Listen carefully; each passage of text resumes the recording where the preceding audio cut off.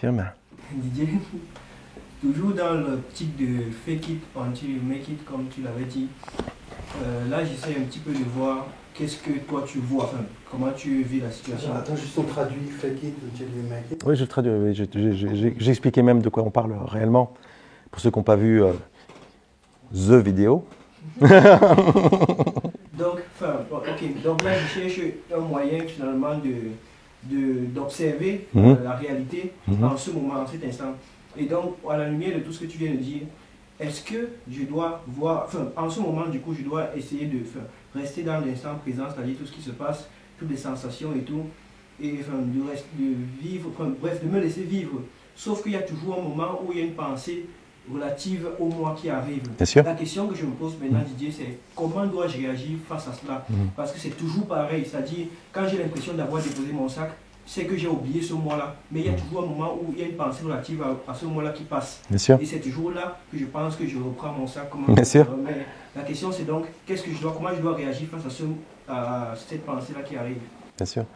En fait, il y a deux questions là, parce que il y a un aspect qui rejoint un petit peu ce dont on a parlé juste avant, mais il y a on va juste d'abord expliquer un petit peu à tout le monde ce dont tu parles, fake it until you make it, donc qui est un petit peu c'est une formule toute faite en anglais qui dit faites semblant jusqu'à ce que vous y arrivez, quoi, en fait. Donc ça paraît dans les cercles spirituels, ça paraît un mensonge effroyable.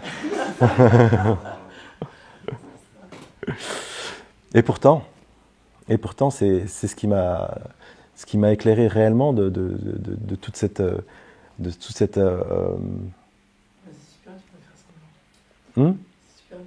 c'est dur, hein.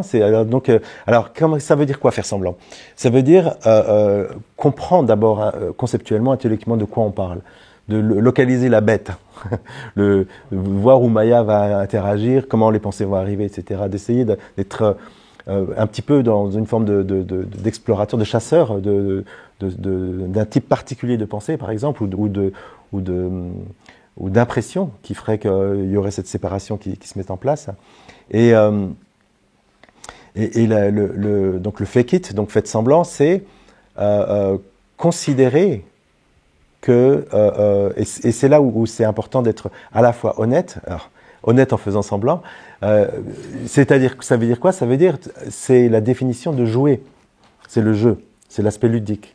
Donc ça veut dire quand tu joues, enfin tu joues peut-être pas à la fermière ou à la ça dépend des jours. Hein. Mais en tant que quand on était enfant, on avait ce truc-là de dire tiens, je suis pilote, on dirait que je suis pilote d'avion et on fait comme si. Donc on fait semblant avec un avion et puis l'avion atterrit sur la table de la cuisine et la table de la cuisine est la piste d'atterrissage donc c'est une bien sûr qu'il y a cette évidence que c'est pas la réalité de ce qui se passe réellement, mais c'est ok parce que c'est un jeu, hein, c'est ludique. Donc ça c'est une porte d'entrée qui est je dirais qui a une faculté puissante anti-Maya. C'est une espèce de spray anti-Maya. Parce que en fait, Maya va toujours s'intéresser à ce quoi on est très sérieux, très attaché, tu vois, je suis un chercheur de vérité, je vais trouver ma vérité, je vais trouver qui je suis réellement, etc. Donc là, Maya, elle est intéressée à ça. Mais dans le jeu, elle ne se rend pas compte. Bon, je parle de Maya, hein, bien sûr que ce n'est pas une déesse ni une entité, c'est un processus à l'œuvre, c'est impersonnel. Mais c'est le processus qui fait tout le temps dérailler cette exploration, tu vois. Donc, pour continuer avec Fake It, c'est donc, par exemple, en cette exploration toute simple, de dire il y a des pensées, il y a des émotions, il y a des sensations, quoi d'autre? Et honnêtement, de dire il n'y a rien d'autre, que si une pensée arrive avec l'information, oui mais moi je suis en train de faire ça parce que je veux arriver à ça, etc.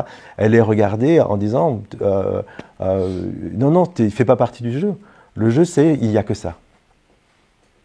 Hein, quand tu es gamin, tu es aviateur, gamin, tu ne considères pas que la table de la cuisine, elle est plus table de la cuisine, elle est piste d'atterrissage, et puis c'est tout, quoi. Donc c'est du même ordre, c'est de dire cette information simple, cette vie, dans ses expressions maintenant, pas imaginaire, concrète, et la totalité de cela que je suis.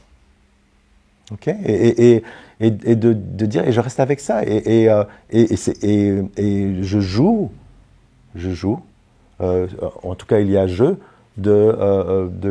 d'arriver à une forme d'évidence que, en fait, ce qui a été commencé en tant que jeu, non pas J-E, mais J-E-U, donc jeu, ludique, peut continuer. Tiens, ça continue, c'est drôle. Ah tiens, ça continue. Ah tiens, ça ne s'arrête pas. Et c'est ce qui s'est passé dans mon cas, en fait. Mais Didier, dans une des émissions qu'on va aborder, c'est ça, oui. Tu allais plus loin, tu disais jouer à être Dieu. Oui, alors, oui, mais après, là, j'ai pas introduit le concept de Dieu. Oui. Jusqu'où ça peut aller, quoi. Bien sûr que c'est au final, après, ça va être difficile d'utiliser le mot Dieu, parce que pour tous, on va avoir de l'imagerie qui... Ouais, c'est ça, ça. Donc, en tout cas, de considérer que cette totalité qui est présence, qui est l'évidence de cette vie-là, n'est pas quelque chose d'autre, et l'intimité de cela que l'on est, c'est intime, et de rester avec ça. Et quand il y a des informations, Firmin, qui arrivent, des pensées, etc., elles ne sont pas acceptées au sein du jeu. Si le jeu est bien joué, elles ne sont même pas prises en compte. Si elles sont prises en compte, le gamin se rappelle que c'est une table de la cuisine, c'est plus une piste d'atterrissage, du coup le jeu il fonctionne plus, tu vois, en fait. Donc c'est vraiment dans la passion du jeu, J-E-U, une forme de monomania par rapport à ça, quoi, en fait, et d'arriver à essayer de reproduire, donc fake it, reproduire cette possibilité d'une autre lecture de la vie, hein, non fragmentée. Et au départ, c'est du genre, ah ouais, mais je me la joue. Oui, parce que c'est un jeu. Mais rapidement, il va être vu que ce jeu-là, en réalité, les aspects qui ont été éliminés au sein de ce jeu-là ne sont pas réels, sont tous imaginaires, quoi, en fait. Et en cette découverte-là, ça va être une forme de conclusion vivante. Ce jeu-là est complètement self-sustainable, je ne sais pas comment dire, complètement autonome